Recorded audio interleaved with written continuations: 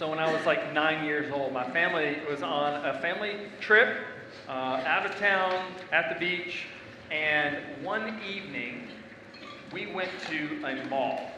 Now, for those of you who are like younger than 25, a mall is like the internet, but you can actually go in it and see things and touch them, you know? And when was the last time you were at a mall? Nobody goes to a mall anymore, but when you're 9 years old, like the mall is amazing, and everything's lit up, and we went into this toy store, and there's all these toys everywhere, and if you can imagine that, I mean, many of you can remember being kids going into a toy store and just seeing it all. It's like, wow, this is amazing. Now, at the time, I had $20 to my name, which $20 doesn't sound like a whole lot, but when you're 9 years old, $20 is like $100,000.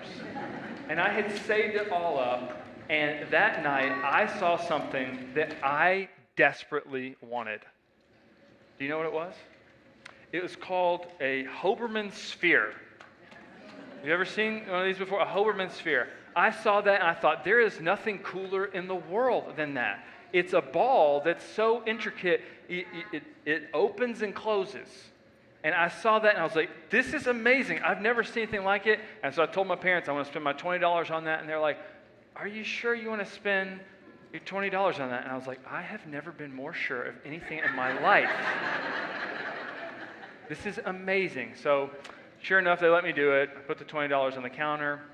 I took the money, I got the box, and I'm walking out, and I'm holding it so proudly because I was hoping the other kids would see me with it, like, just check this set out. You know, check out what I got. And I got back to the car. It's nighttime. Everything just felt so magical. It's so weird how certain memories just stick in your mind. We got to the car, and I ripped the box open like it was Christmas morning, and I pulled it out, and I closed it, and I opened it, and I closed it, and then I opened it again. And by like the fifth time, I was like, I have made a mistake. I just gave everything I had for this thing. And I started crying. I was like, $100,000 is gone. And this is what I have. And my parents took that opportunity to teach me about buyer's remorse.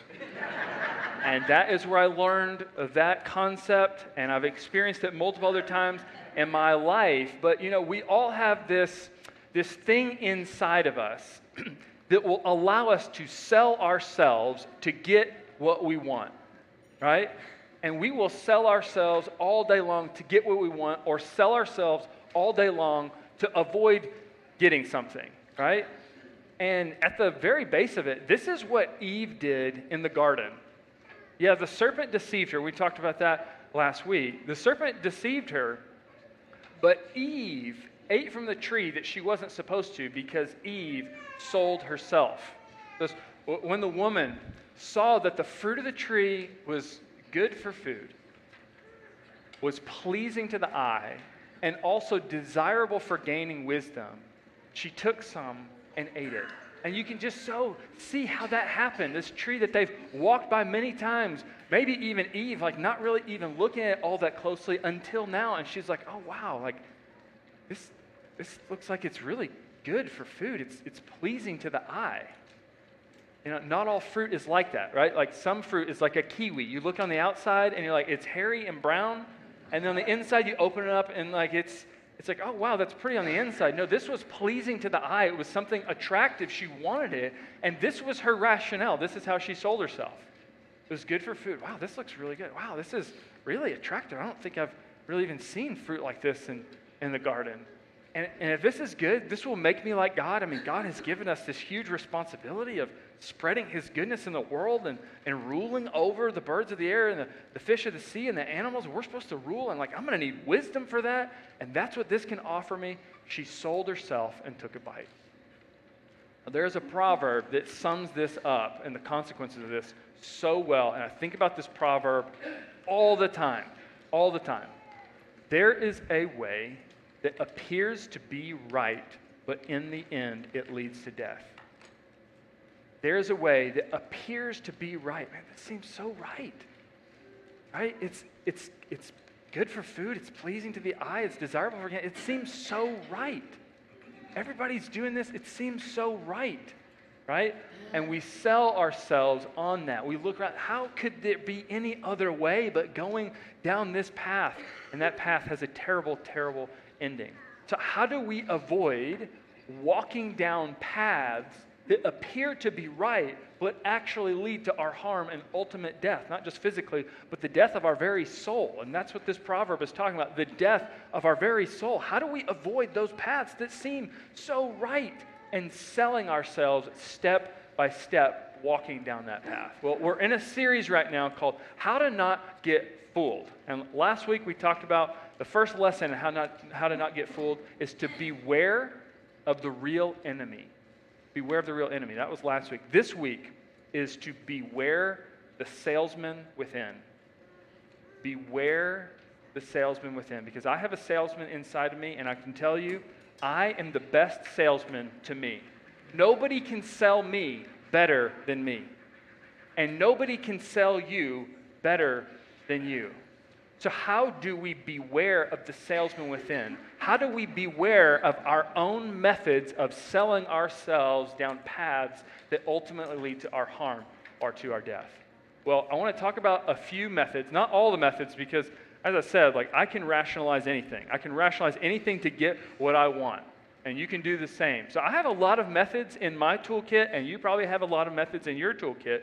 I just want to share a few of the methods that are in my toolkit that have sold me in the unhealthy ways, and maybe you can relate to one or two of them, okay? I'm going to run through about 6 of them, and then I'm going to give you a bonus one. And this bonus one, you'll see why it's different than the others. But I want to walk through 6 methods of how we sell ourselves so that you can beware the salesman within. Does that make sense? All right. Method number 1. We assign too much value to perceived authority figures. What do I mean by that? What I mean by that is that we are suckers for celebrity, influencer, and brand endorsements, aren't we?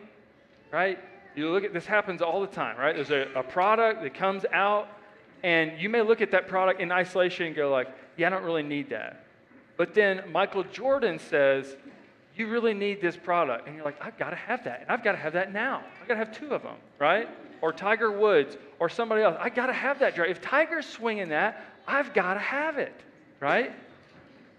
In more recent years, this term influencer has come out, right? And there's everybody's an influencer and all these different influencers, and they're saying this and they're saying that. And the logic that happens, and this is scary, because it doesn't usually happen at the conscious level, it's happening at the subconscious level. It's happening below the surface, where we look around what these influencers are doing, we say, if they said it, it must be true and good. If they said it, if they did it, if they agree with it, it must be true and good. Now, all of these people right here, I mean, I'm kind of aware of who most of them are, and generally speaking, I don't think that there's any real desire to deceive people. I don't know, maybe for a couple of them, I don't know. I don't think there's a desire to deceive people. And yet, they say things all the time that many in our culture, many people, maybe even many people in this church, hear that and they say, man, they said it I'm interested. I want that. I want to think that way. I want to be that way. And again, it doesn't happen at the conscious level. Now, I know some of you who are older, you're like, yeah, I'm not really influenced by the influencers, right? But you're nodding along, especially some of those who are older, because you see this happening with your own children. You see this happening with your grandchildren. You see this happening with nieces and nephews and people that you love, and you go like, yeah, that's so right. They're assigning too much value to those perceived authority figures. There was a girl who lived with Reagan and I for about 2 weeks while her mom was undergoing some treatment. This was probably 4 or 5 years ago. She lived with us for about 2 weeks. She was, I think, about 14 at the time. And we were just getting to know her and playing games and stuff. And I asked her one night, I said, who are your friends? Just because I wanted to have conversation. Who are your friends? Who do you hang out with and stuff? Who do you go to? And you know what she named? 3 TikTokers. 3 people on TikTok who do not know her name were her friends. And I know some of you in an older generation are relating to that because you're going like, they don't know. They don't love you. They don't care about you. And yet they're sharing these ideas, and you're placing too much value on that. And again, those of you in the older generation, you can see that happening, but you know, an older generation does it less with individuals, and we do it more with institutions, right? I mean, we really do this all the time. Like, if they said it, it must be true and good, right?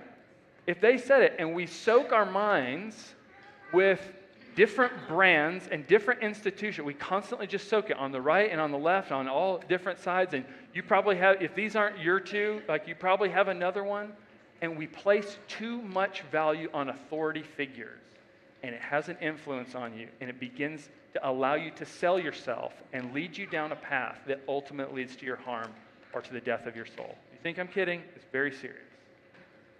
So that's just the first way we do it, okay? Let me share a couple more methods. Number two is we bypass critical thinking because we fear missing out. The fear of missing out. And there's something in us that we all fear missing out on. I don't want to miss out on something that's good. And we see this in little ways, right? You see this in real little ways. Like you got to have the new jalapeno ranch club, have it spicy, have it original, have it grilled, but either way, have it now because it's only available for a limited time, right? And you kind of laugh at that and you go like, yeah, I'm not really influenced by that. But we are. We are. That's why every, consumer business is out there is continually rotating through different specials and saying they're only available for a limited time, and we want to go and get them. That's why when you go sit down at even a nice restaurant, they say, like, here's our specials for the evening. I'm kind of with Jerry Seinfeld on this one. Like, if it was really that special, it would be on the menu all the time, right? It'd be on the menu all the time. Like, it's not that special if it's only occasionally. And yet, because we have this fear of missing out, we got to have it, and we bypass critical thinking. We don't pause long enough to think. Like, the best our thinking happens when we really want something. We're selling ourselves to get something that we want is, if it feels right, it can't be wrong, right? If it feels right, it can't be wrong, therefore I'm going to go get it, and we totally bypass that thinking. Some of you have been suckers for that before. I know I have. Number 3, a method for how I have sold myself is we too readily accept the reviews of the crowd. And in the world that we're in right now, like reviews matter so much. When you go online to buy something, like if you go on Amazon to buy something and you see 2 products and they look almost identical, but one of them has 200 reviews and the other one has 31,212 reviews, which one are you going with? Yeah, you're going with the one that's got more reviews. It's just the way we do it. Now, if you'll actually drop down in and read some of those reviews, you'll see that maybe most of the time, a lot of the time, it's not even humans that are writing it. It's bots. It's not even real. But our mind, because we are so persuaded by social proof, if more people are doing it, I'm going to go with it because it's how we filter and make decisions, right? More people are doing it, it's got to be good, I'm moving forward. If everybody's doing it, everybody's agreeing with it, I'd be foolish not to. I would be a fool not to. Now, truth is truth no matter who says it, right? And falsehood is falsehood no matter who says it. I really like this line from a song from Ed Sheeran. Many of you don't know who Ed Sheeran is. But Ed Sheeran has a song called Beautiful People. And in the song, he and his wife, girlfriend, or whatever, have moved out west, living in California, and they're hanging around people that are dressing a certain way, partying a certain way, going to fashion shows, and they're living a lifestyle that, many of us can't relate to. You see it in movies and you see it in other stuff, but they're living this lifestyle. And this is what I love from the line, because he acknowledges the danger of social proof, of being around people who are living a certain way and it having an influence on us. He said, this is my only fear, is that by being around all these people, we become beautiful people. We're not beautiful people. We're not like that. That's what he's saying. My fear is because of that influence, right? We too readily accept the reviews of the crowd. Number 4, we think that our success in one area makes us smart in other areas. We think that our success in one area makes us smart in other areas. Now, this is more than just being a know-it-all. About 12, 14 years ago, a couple years in a row, I got to go out to Omaha, Nebraska. I know some of you are thinking, like, why would you go out to Omaha, Nebraska? But I went out for the Berkshire Hathaway shareholders meeting. You're familiar with Warren Buffett and the late Charlie Munger. They have run Berkshire Hathaway. It's been one of the most successful holding companies of the last 50, 60 years, maybe of all time. Amazing investors. And they have different mental models that they recommend people live by. One of them they refer to as the shoe button complex. The shoe button complex. And they tell a story about a guy. Well, let me just put it in their words. It says, talk about this guy who managed to corner the market in shoe buttons. Okay? Real quick show of hands. Look at your shoes right now.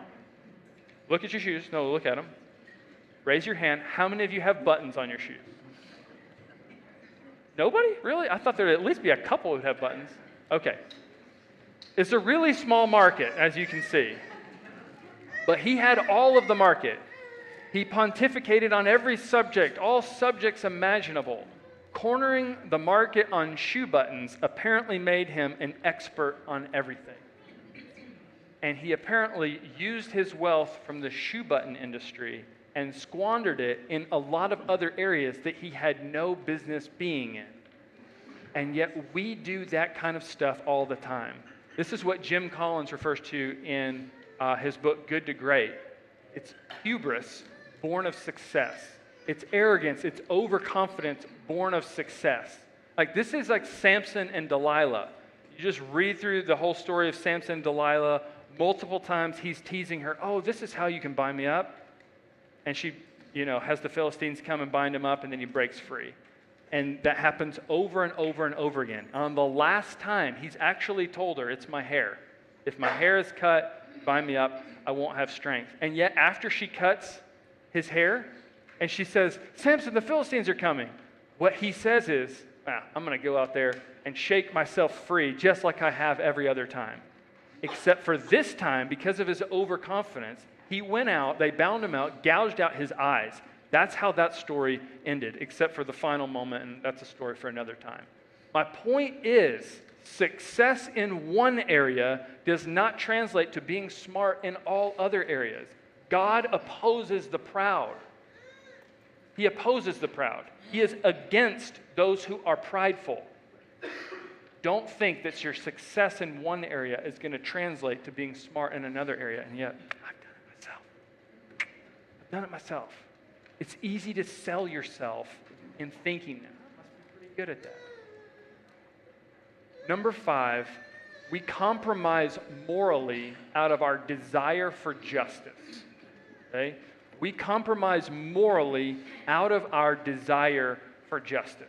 And again, like many things, it starts small, and that way of thinking, that idea, starts to grow.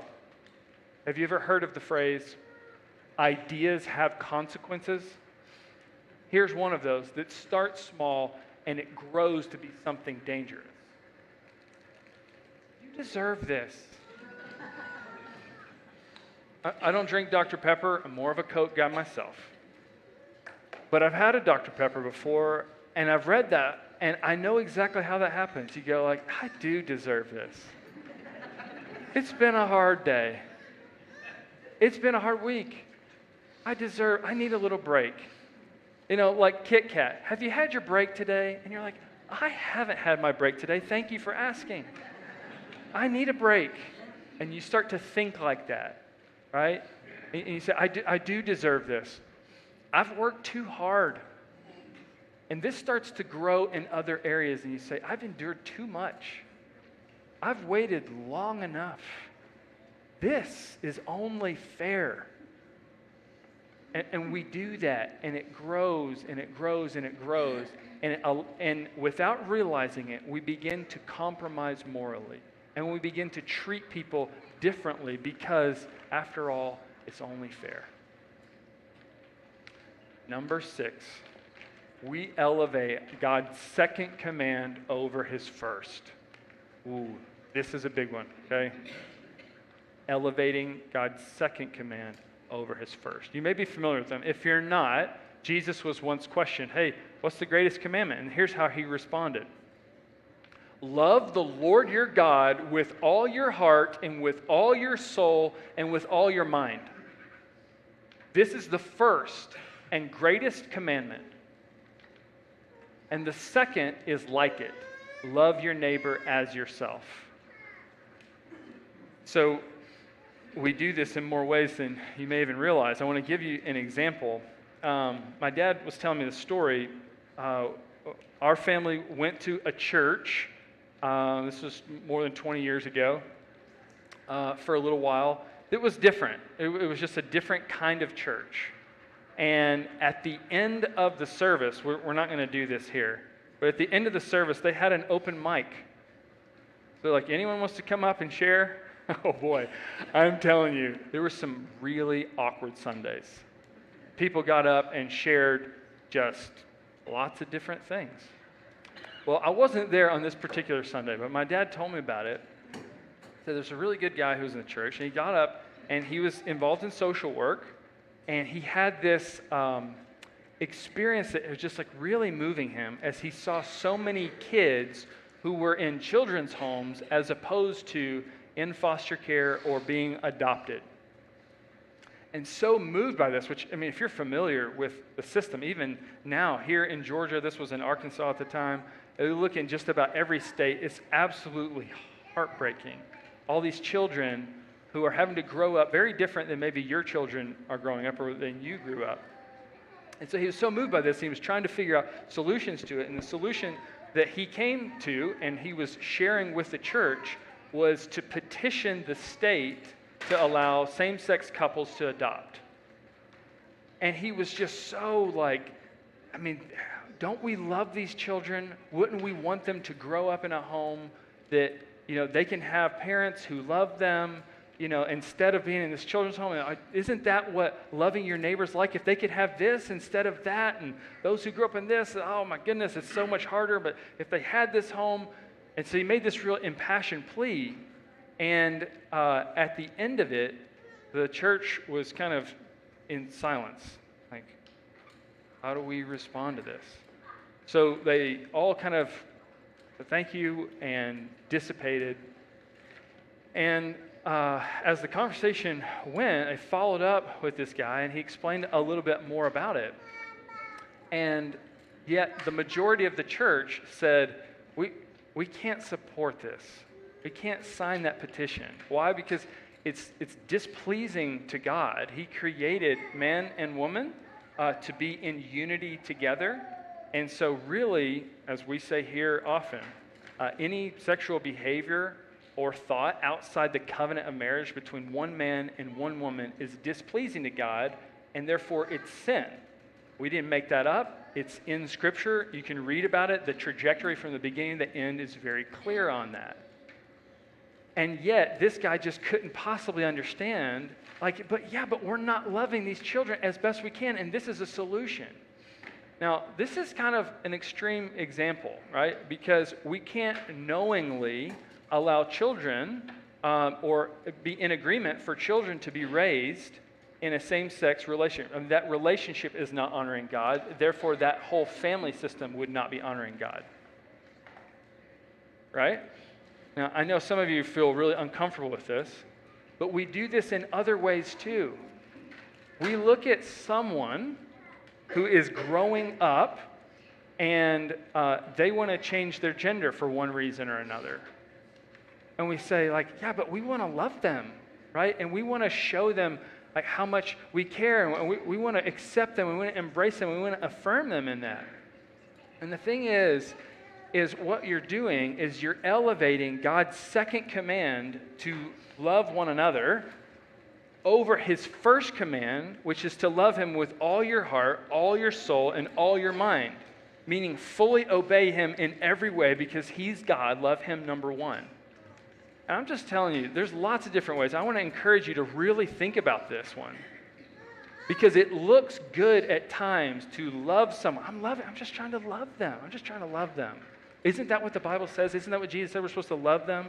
And yet we elevate that over loving God. And we are fools if we think that loving others can ever come at the cost of loving God. We're fools to think that. Love God first. The second one is like that. It's not that. It's like that. It's important. Absolutely important. That doesn't mean we push people away or we shame them or we condemn them. No, not at all. Not at all. But love God first. Love others second. Those two will sometimes come into conflict. At least in our minds, they will come into conflict. But they can't. They can't. We will fool ourselves.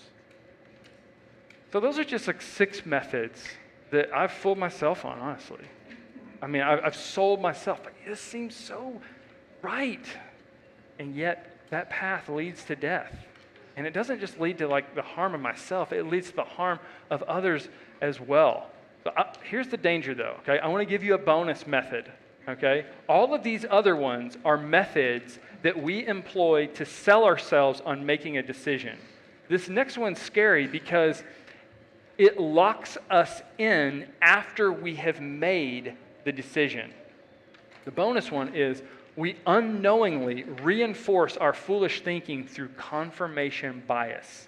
Are you familiar with this? Confirmation bias. It means after a decision has already been made, every evidence that we see afterwards, we only see evidence that supports that decision.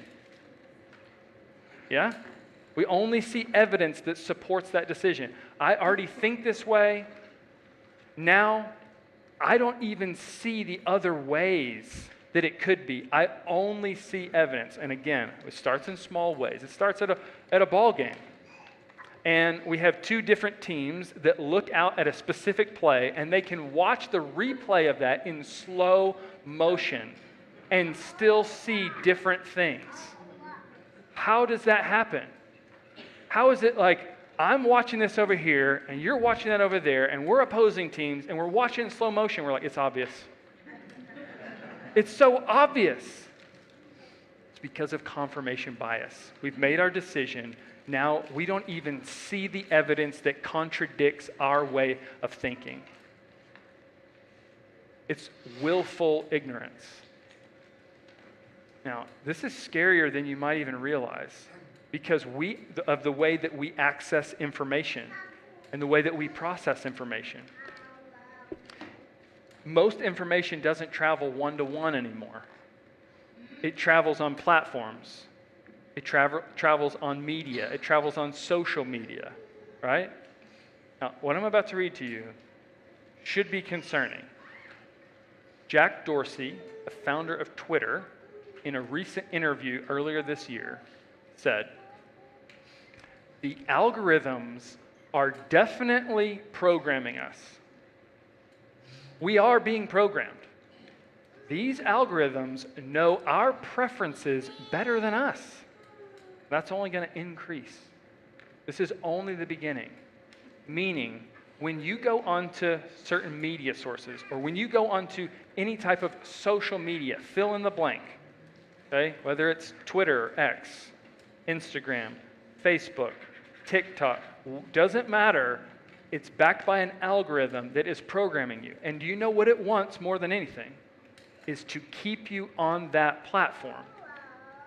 Meaning it's not going to challenge your ideas. It's only going to share information with you that confirms what you already think. And you're going to be over here in one corner of the internet, and you're going to be watching all of this stuff, and you're going to be like, this is what I think, and now look at all of this. Like, everybody thinks this way. Everybody sees it this way, and they're all saying that, and it's only going to confirm.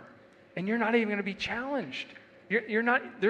There's an entire world of the internet that disagrees with that, and you're not even going to see it. So what you're accessing, what you're seeing, is only going to be a growing body of evidence that supports what you have already decided. And if you have made poor decisions getting to where you are, confirmation bias is going to lock you into that. It's going to totally lock you into that. And then when you have somebody in your life that challenges you, a brother or a sister or a parent or a boss or someone at church, you're going to respond to that, and it's going to be so frustrating because it's so obvious because you've only seen that. Do you understand? Like, this is so important. My main point is this. Like, nobody can sell me better than me. And nobody can sell you better than you. Nobody. And if we allow ourselves to persuade ourselves, we will inevitably fool ourselves. Fool ourselves. And do you know what the greatest form of self-deception is? The greatest form of self-deception, Jesus talks about it, and he talks about it at length, and he describes it very visually. He describes it about the last day that's coming, the day of the Lord.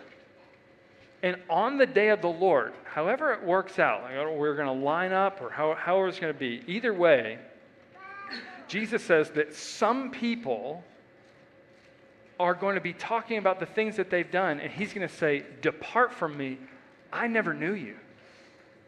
And they're going to go, "Wait a minute, we've cast out demons in your name. We have prophesied in your name. We have done all of these great things." You know what? I've never cast out a demon. I've never prophesied in the way that they're talking about. I've never done all of these really great things. Things that they have done for the cause of Christ and for the advancement of the gospel. And yet, he's going to tell them, "Depart from me. I never knew you." And if you think that you couldn't be one of those people, you're already a fool. The greatest form of self-deception is professing faith but not possessing it. Professing faith, it's good. Like, I've gone to church for years. I read my Bible. Like, I lead a Bible study. Our church has a discipline of the month. I try to practice that. Like, they have a day of service. I'm out there with a rake. I'm working as hard as anybody, right? Like, you're professing faith. You can even proclaim the gospel to the world. And yet, if you're not banking everything on Jesus, you're a fool. You're a fool.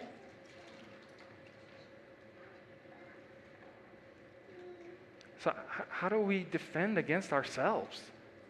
We already have this other enemy that's trying to persuade us, that's creating these plausible arguments that are so compelling, and many people, as Paul says, are being led away, are being deceived by them. And then on the other side, we're deceiving ourselves, we're leading ourselves away, and we don't even realize it. How do you guard against that? Of course, you might go to Proverbs, like Proverbs 3, lean not on your own understanding, but in all your ways acknowledge him. And you might be like, "Yeah, no, like I'm doing that. Like in all my ways, I acknowledge God. God's great." Again, I love what the Apostle Paul says in 2 Corinthians chapter 10. And he says what I'm about to show you in the context of external deception, of people coming and trying to deceive you, but also internal deception, that is, you deceiving yourself.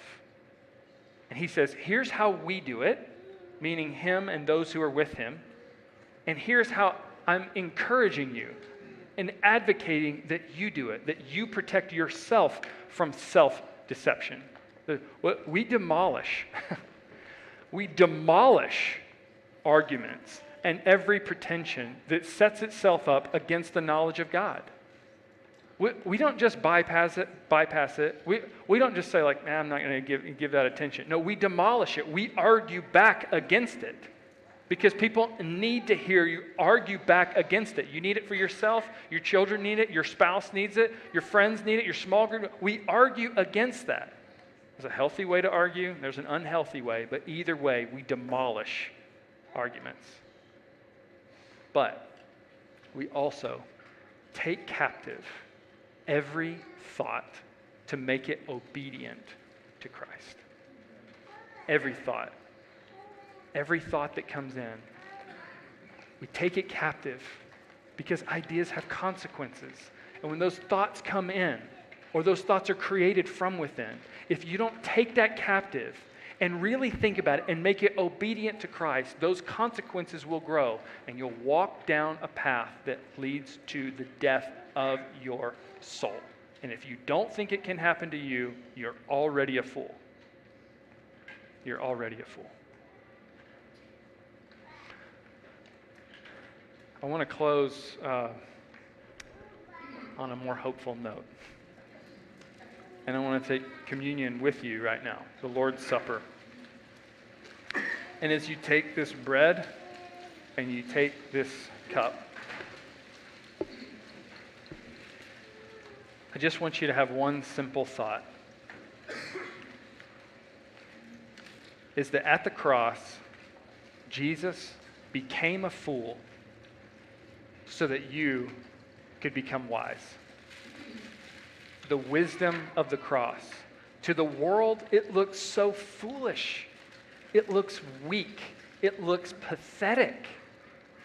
But to those of us who know the truth, Jesus was called a fool so that you could be called wise. So that one day, as he was resurrected, you too could be resurrected and reign with him in the new heavens and the new earth. As you take this, I encourage you to reflect on ways that you may be prone to your own self-deception, and instead remember the truth of Christ. He is a fool so that you could be made wise.